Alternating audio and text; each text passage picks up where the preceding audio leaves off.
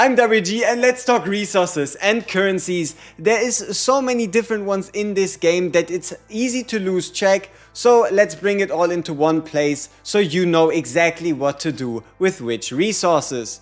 So let's start it off with crystals. Crystals have exactly two main uses. Number one is obviously going to be the summoning, and important to note here, I would never recommend using your crystals on anything but the limited character banner or the limited partner banner. I do not recommend using your crystals on the standard banner, and that is just because of the ease of getting these, right? Standard summons are going to be way easier to come by. You're going to get them from more tutorials, from more events, from more side stuff, and this is where like the true power spikes lie, depending on when the game devs decide to release something, or maybe even just the next character that really speaks to you.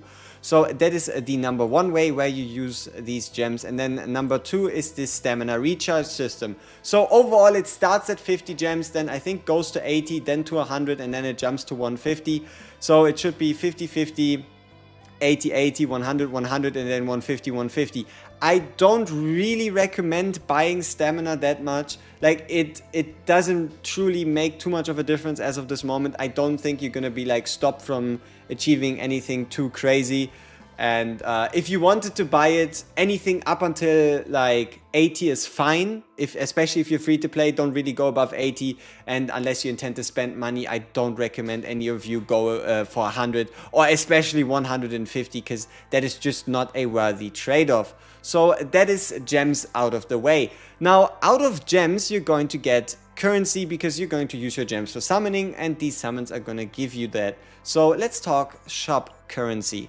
First shop right here, we have the option to buy basically two different things. So these traveler memories can be obtained of you pulling a 4-star hero, and then more of those should you have them already full copied. So after the 6th copy, you're gonna get more of these, right? You're gonna get 10 instead of 4, and you can also get them upon gaining 4-star partners. And that is how you get these. Obviously 5-star partners as well, right? And what you can do with those, you have two choices, right? Number one, you save up 400 and you can buy a constellation, a dupe, a copy of whatever you want to call it, for any of the 5-stars you own at 400, or you can spend it on the partners. Now, let's talk partners real quick, and what you see here are 11 partners. Every one of these partners has exactly one 5-star that they fit towards. The reason why there's 17 in the game is because of the fact that these battle pass partners are a bit more generic. They fit on pretty much everyone, but they're better than the 4-star versions, but they're not as good as the dedicated 5-star partners. So every one of your 5-stars has a dedicated partner. Like for example how Kiara is Renoa, how let's see, how Noelle is Orlea, how Briar is Kayron, how Scarlet is Rin, so on and so forth. You realize at the moment you read somebody's kit. Like, for example, this right here is clearly Luke. So you can get your character's dedicated partner, especially if you're looking for like a main carry and you really only want to play one guy. That might just be a bigger power jump even than just getting a second copy for the character. So that's your choice. You either pick a partner that is perfectly fit for your character, or you pick a duplicate, like for example, if you wanted to unlock an A1, A2, A3, A4, A5, or M1, if you want to call them memories, right? There's so many different words for that. Next up, we have the Traveler Shop. So Traveler Shop is kind of like your throwaway currency. You're going to get that every time you get 3-star characters, which is going to happen obviously quite often. And then what you want to buy with those is every month you're going to buy the summons. That's just normal, right? You're going to buy the summons. And especially here with launch week or launch month or whatever you want to call it, if you're like still early, you should buy out all these grove stones, right? Because what these grove stones or crystals do is they allow you to bypass having to spend stamina towards buying potential. And that is because potentials are really, really important. Potentials on units can make or break someone and just make them feel that much smoother. Like, for example, potential on Rin or somebody else. And you can easily get there as soon as you buy the full shop. You can get there the moment you hit level 30. So that is what you do with these crystals. Then towards the later end, you can kind of slow it down, only buy those for those that you need, or more general stuff. And then these particle memories would be upgrades for gear. Now, gear, let's talk about it as a whole, right? So this is where you then spend your next most important resource, and that is stamina. So stamina is, at least at the moment, to be put equal with experience. Experience is what you need to increase your character level. If you increase your character level, you can then get to more promotion missions, you can upgrade your characters, you can overall be stronger. And the conversion rate is 20 stamina equals 400 experience. Yes, for the experience itself, it doesn't make a difference where you spend the stamina, but for you having a smoother journey progressing, it does make a difference. So instead of having to, for example, split yourself thin between growth, combatants, partners, and potential, what I would recommend for most of you, unless you obviously have the ka-ching-ching, then ignore what I'm about to say, is you should always focus on first the promotion materials for your combatants that you're using in your main team, specifically your main 3, whoever they might be. For me, it's Rin, Ray, Mika.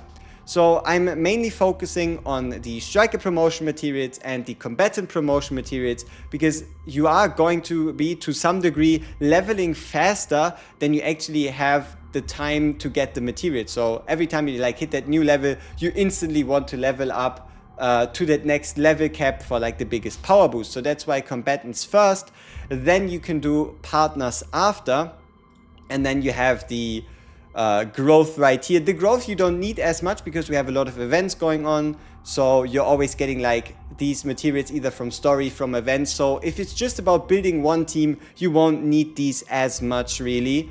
And then we have memory fragments. So memory fragments are gear. If you're interested, I already have a video talking about the gear basics, but every one of these sets kind of fits a character, and some of these fit it better, some of these fit it worse. What you need to know is, for now, it is not worth it for you to spend unless you get and become an expert captain, right?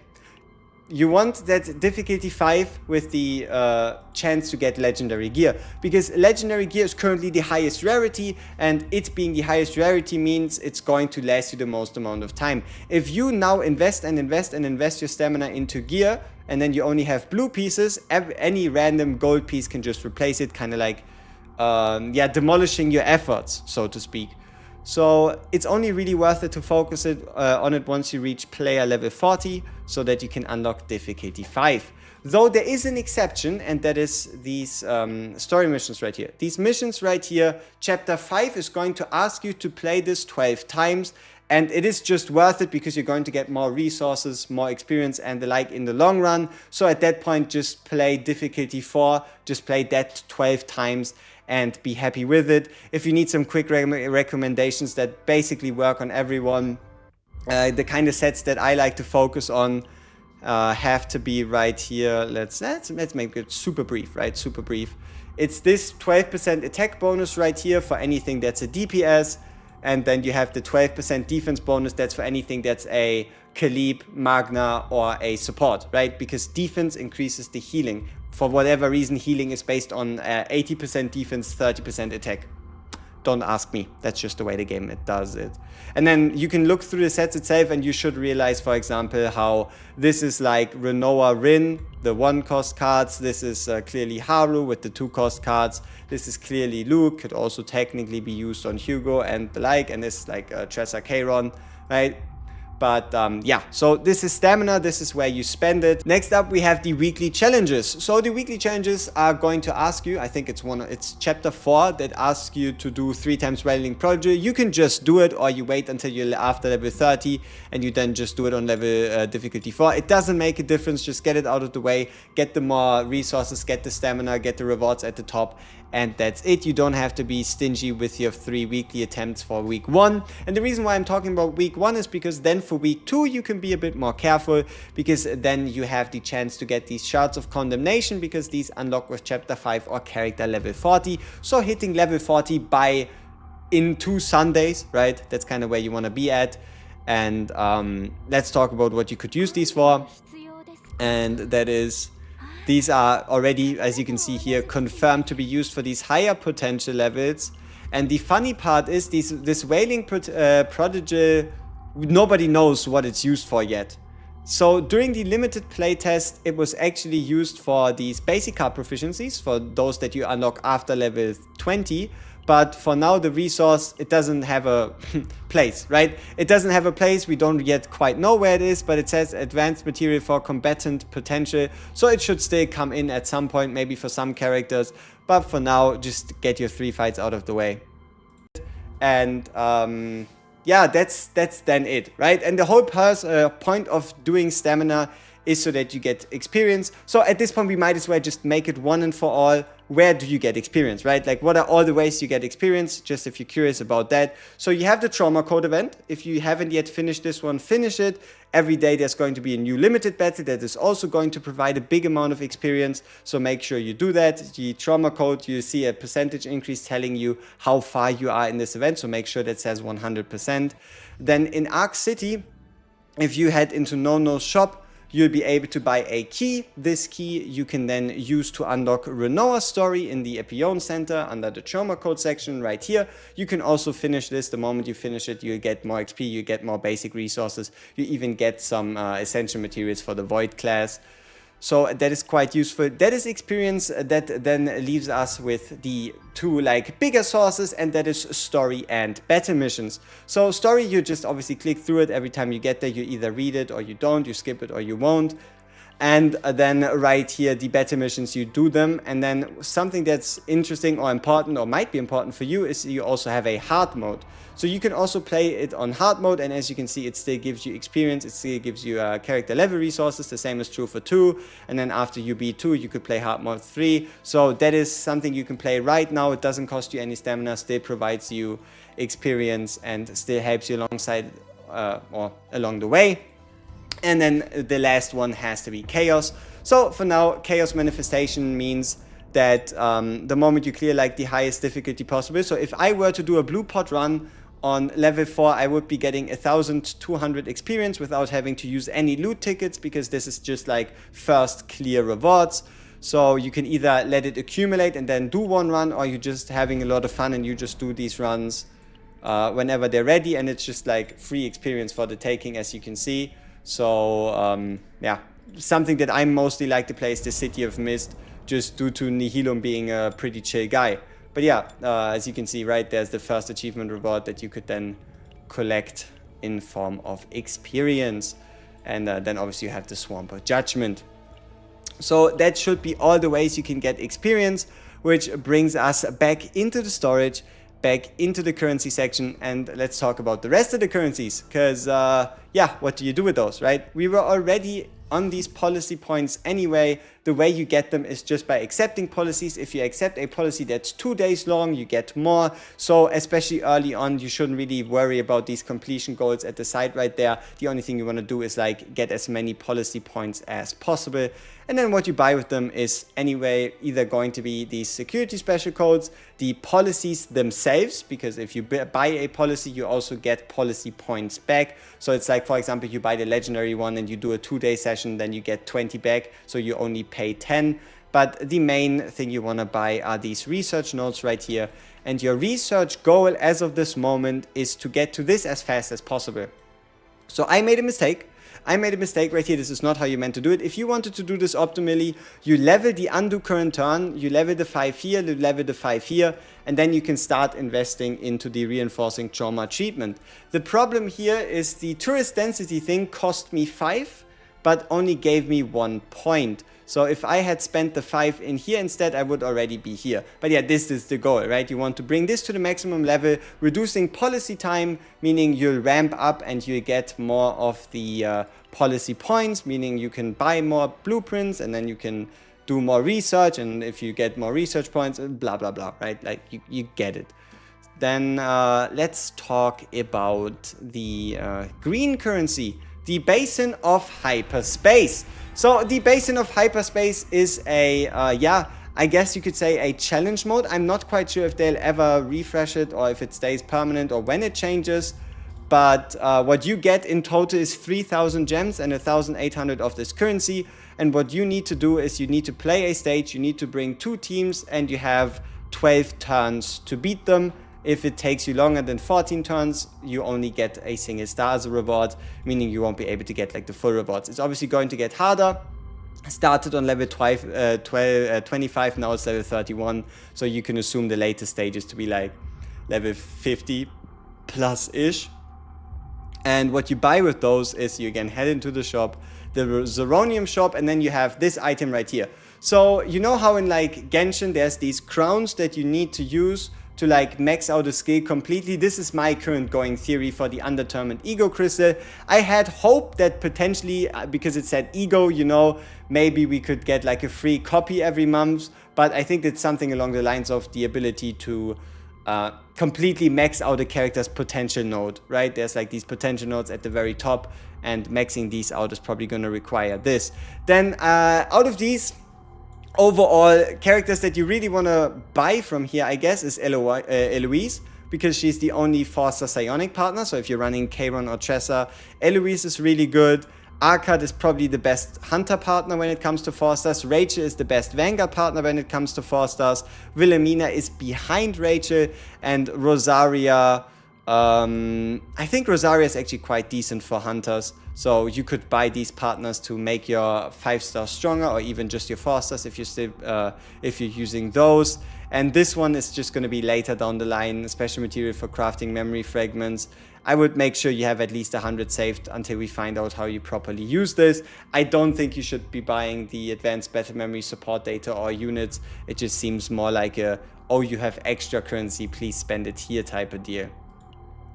Alright, then on the note of, let's see, I don't think there's anything much bigger to discuss. We can still check out the currency, see if there's anything else that comes to mind. We've talked about stamina. These materials, honestly, don't worry too much about universal tactical certificates and certificates the like. It's just a replacement for stamina. It would even, you could say, make more sense to use these early, because the conversion rates are going to get higher and higher, and it's going to cost more and more to turn them into promotion material. But the only thing they do is have they can prevent you from having to spend stamina on either partner promotion, character promotion, and the like. I would just spend it when you need to. I don't think there's a need for you to hoard those. And loot certification cards, and one is consumed each time loot is recovered. I do believe that this one should be a weekly reset.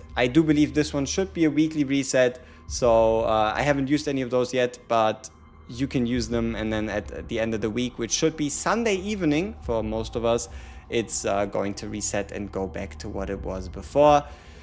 Now, the last type of material is affinity materials themselves. You can obtain them through No Shop. You can also obtain them from excursions. So if you go on like a date with a character in Arc City, then you can also get a, let's say, like a smoothie at the end of it. And the reason why this is important is because you need to complete excursions for these chapters, right? This is asking you to do it 10 times, so it would take at minimum 4 days.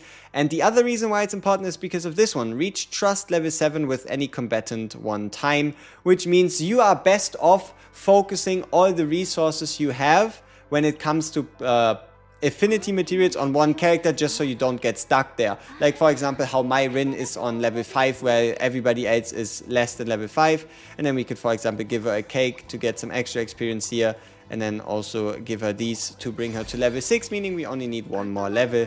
So yeah, that is affinity. And affinity, obviously, with these excursions, with these excursions you also get extra affinity.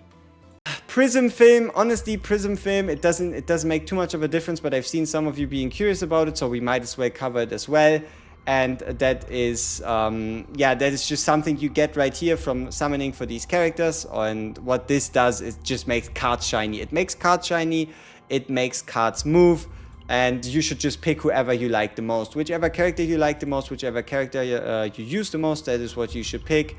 And then there's 2 ways for you to spend them, right? There's 2 ways for you to spend them. Either you save up and then get this masterpiece for 600, or you just buy more Prism Lens summons. Usually I would be like, it makes sense, just save up for the 600 and get what you need, but the rates are actually different. The probability of obtaining a 5-star Prism module is actually 3%, So it's a 3% chance rather than a 1% chance, but they still have the same pity. So you're like less likely to have to use pity to get these materials. But honestly, that's entirely up to you, and it's purely cosmetic, and it doesn't make a difference, right? So I do believe that should have covered everything in the game resource wise. And I hope you were able to take something away from this. And as always, we see each other in the next one. Peace.